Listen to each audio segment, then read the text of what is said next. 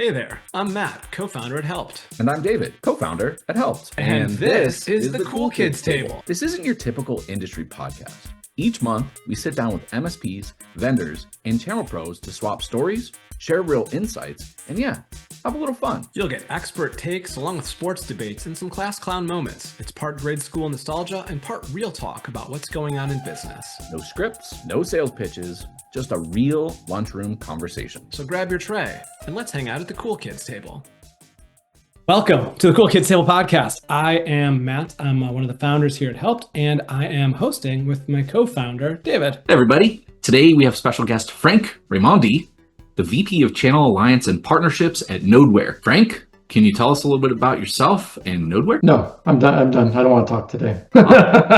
So we're just going to play some smooth jazz in the back. Yeah, there you go. That's all you need. Vibe out together. Thanks for the invite and being a partner with us. My quick history, I've been in channel nearby activities, worked a lot of hardware vendors, Intel, before that Apple Computer back in the non-jobs years, in between jobs times. I've worked small companies and through consulting and worked at Cynic, so I worked no distribution a bit. In the last 5 years or so, I've been working with IGI, Infinite Group Inc. and Nodeware. Kind of two sides to our business. One is Nodeware, which is vulnerability management, sort of continuous scanning there. And then we also have a services side of our business, professional cyber services for penetration tests, compliance readiness, CMMC support, all those kind of good things that are much more bespoke as opposed to a software product. I remember when we sat down a couple months ago to grab a beer, you told me about Apple and your experience and history. And I was like, holy moly, you're a big deal. I'm just an old guy. I'm not a big deal. What made you take the jump into IGI? What was the catalyst there? You know, I left Intel in 2016. Second time I'd been there, two different stints, and got a nice, early retirement kind of deal, and was consulting for 4 or 5 years, and kind of, this is kind of fun, but it's a lot of work. There's always got to be two birds in the bush for one in the hand. One of my clients was IGI. And so they figured out that I knew what I was talking about and wanted me to come on full time. And so I've been doing that since 2021, I guess. You've been at some of the behemoths, the Apples, the Intels. You've been at the smaller players, IGI. Is it more fun when you're at IGI thinking that you're going to be able to take over the world? Or is it more fun when you're at Intel or Apple and you kind of are taking over the world? I put it in the terms of grass is always greener on the other side, right? So wherever you are, it's the other way. Let's go back before those first gigs in the real world. So back in high school, there was the table with the jocks, there was the table with the nerds, the class clowns, the overachievers. What table was Frank sitting at? I was probably in between a little bit, but more on the jock side. I was a tennis player, went to an all-boys school. We were just there to study and have fun and be an athlete. So so it was in that world, more of a relationship guy than a technical guru, and that's probably still my case. I often say that I play a technician on IGI calls. I can do some onboarding, I can help people first level of support, but other than that, I call support and just pretend like I know it. The beauty of sales, right? You get to be as technical as you want to be, and then when it's just over your head, I better bring in an engineer for that. Yeah, I want an expert to help you out, Mr. Customer. Thank you very much. To make sure we do this right. Exactly. What's in your lunchbox, Frank? What's my lunchbox? Well, actually, there's a couple less things than there used to be. I was fasting this morning for a blood draw that I had to do. So there's 2 less things in there. I've already eaten these 2. Other than that, I've got some chocolate milk and some crackers. So, did you have a staple snack as a kid, something you'd always go for? Oh, cinnamon toast. Cinnamon toast. Nice. White bread toasted with butter, cinnamon, and sugar. It's delicious. I like that. Get my daughter to try that one the next time she's sick and won't eat toast. Oh, it's pretty tasty. Do you have any idea what we're going to do today? I have no idea. I'm just here because you asked me to come on and you brought me a lunchbox. Makes 3 of us. Today, we are going to play a little bit of Jeopardy. Which one do you want to start with? Let's start with 300 to get a feel, but not too committed. Continuous scanning is Nodeware's bread and butter. What's the biggest misconception MSPs have about vulnerability management, and how do you bust it?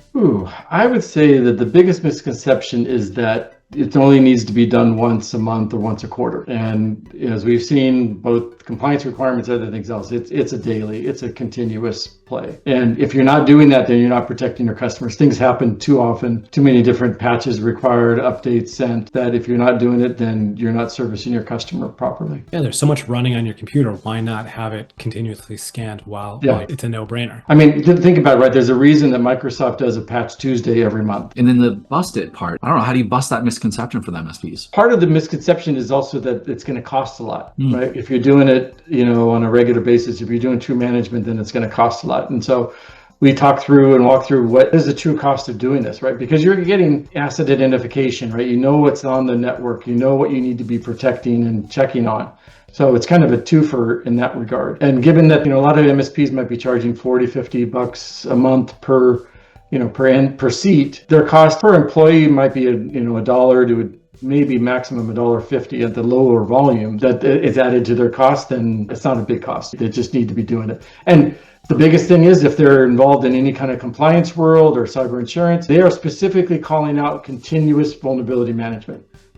That's not once a month. That's not once a quarter. I like that. All right, what's next? Let's go for Jock for 300. All right. What keeps you energized after 30 plus years in the tech industry? Ooh, it sounds trite and sort of, gimmicky, but I like figuring things out and putting pieces together, right? I like finding Nodeware and Helpt as an example, or Nodeware and a compliance tool, right? Things that use technology. And I'm not a geek, but I'm sort of a pseudo geek. I like sort of figuring things out and seeing new technologies and how they can be applied. And then my next step that keeps me interested and fun in this is if we did that with something else, or we combine these two things, what does that enable the MSP or the provider to do? Most of my career, or almost probably all of my career, has not been talking to end users, right? Every now and then or occasionally here, but I've always been working with the manufacturers or vendors or partners, resellers of some type, changed their name over the decades, but they've always been in that regard. So that's sort of the fun part. Let's go to the middle for Class Clown for 300. You speak Norwegian. What's the funniest phrase in Norwegian that just doesn't translate well into English? Well, the first one that comes to mind is oofta. Oofta. And so tell us, before I go telling everybody oofta, what does oofta mean? Oofta kind of means a combination of, are you kidding? Oh shit, and really? I feel like I can work that into my everyday conversation. Yeah, it's a good one. The quick story on my Norwegian is at university level. My junior year, I spent in Norway, and then I've been back for a couple different times for 6 months each. So still speak it pretty fluently. Have some good friends over there. One trip I had went from Bergen and went up into the mountains on the train, skied into the mountain, dug a snow cave, stayed overnight in the snow cave, and then skied back the next day. Wow. Some wild adventures back then. Let's go for overachiever for 500. If you could attribute one lesson learned from your time at each of these companies, Apple, Intel, Strategic Channel Concepts, Nodeware, what would you say? I think one is treat others like you want to be treated, right? Respect the other business that you're talking to. Don't always just try to shove things down their throat because it's good for your company. I've always sort of focused on, 1 + 1 = 3, or if it's not good for both of us, then it's no good at all. Right. I think that's sort of held through with what I did at Apple and, all these companies, personal side of things too, right? My personal credo of how you act and how I behave with friends as well as business partners. I like that. I imagine that's what makes you a great sales guy. You're building relationships. Like, you're not just there to make a buck, pull a fast one. You're there to, like you said earlier, putting the pieces together is what you love doing. You're really trying to solve a problem for your potential customer, and they appreciate that. They respect that. All right, we'll just follow the pattern. Jock for 500. Championship teams are built on trust between players. How do you build trust with MSPs who might be skeptical of changing their vulnerability management approach? Well, first off, it's listening to what they're really looking for, right? What they're needing and why they're even talking to us in the first place, right? It could be at a trade show, or they read about us in Reddit and they come to the website and they ask for a demo. First questions always are, well, what's your pain points? What are you trying to solve? Listening to what they need, not what I'm trying to push, right? That'll come around and that'll get there eventually. But if I don't know what they're looking for, then I'm just speaking and talking to what, beyond what they're listening for. I think that in particular just goes building the trust, and then, following through the process, right? Demoing it, giving them time to play with it themselves. And not, no product is perfect for everybody. So, we have hits and misses. And when it is a hit and they go with us, then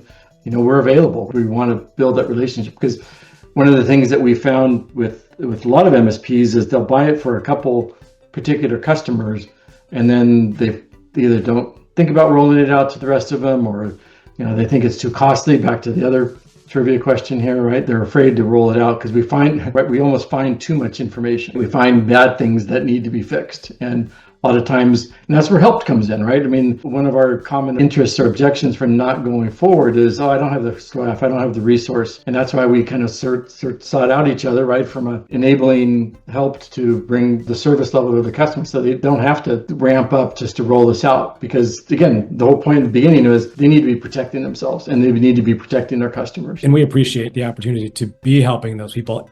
But it blows my mind that somebody would look at you and say, oh, your tool is so good that I would rather just keep my head in the sand and pretend I don't have these issues and just hope that nothing goes wrong. Let's do another 400 in Jock. Every team has an MVP who keeps everyone in the game. In vulnerability management, what's the MVP that gives the MSPs the biggest advantage? Ooh, I think it's the ease of deployment and then the value of the data that we bring to them, right? So it could be the remediation recipes, it could be the patch management elements that are involved in it, could be the reporting that they need for their compliance customers. Mostly it's keeping it usable and friendly interface and useful reports for the MSP. If I find this one critical vulnerability, what other devices within all of my customers have that same vulnerability, right? So that's a quick ease of use, quick time to deployment type of advantage that I think is a strong MVP. Yeah, I think that is one of the keys. People have so much to do, so much to worry about, so much to manage. And Nodeware is so cool that you kind of just set it up and then it goes to work. Like you don't need to spend hours configuring, deploying it on so many different places. Like you put it on your network and it goes finds what it needs to find.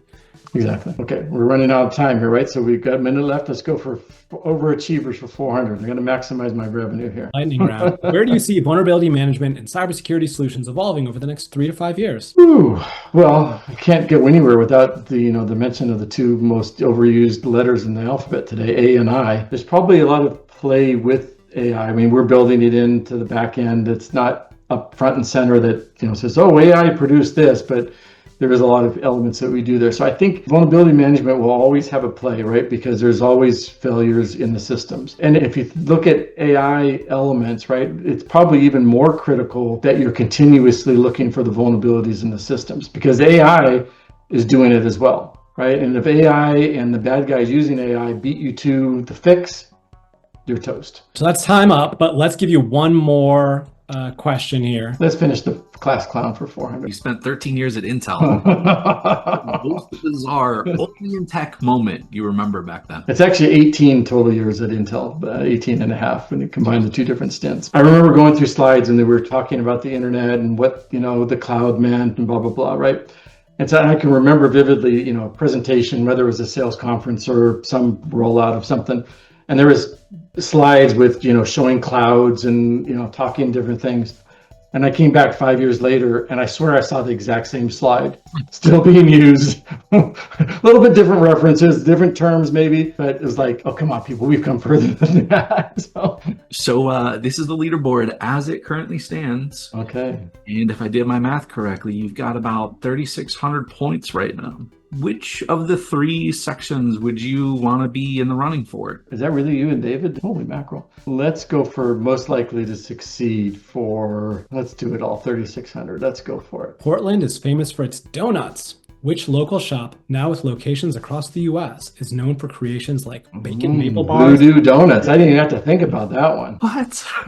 Was it that easy? I remember when I was up in Portland once, the flagship location had a 2-hour wait or something. It was obscene to try to get. Yeah. And so we took an Uber, a bus, I don't remember what, across town to go to the second location where we could actually get in and get a little maple bacon bar, and it was delicious. And now you can get them at the airport when you come and go. I think I might go into the lead with that bonus question. It was leaderboard worthy.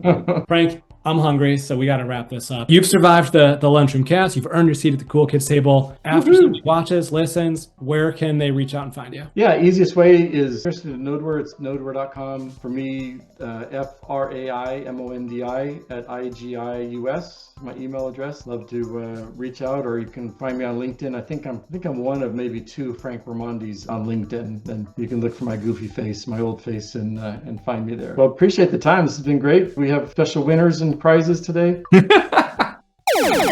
Somebody has to listen and look at us 3 ugly mugs. We highly encourage people to listen to the podcast instead of watching. No wonder we couldn't hear you. We had no idea what you were talking about. I see a theme here. Sauna? That's a Finnish thing. Are you the type of person that would do one proportionate dip per little stick? Is that your people? Yeah, hello. I don't need to have the Raimondi building of higher education.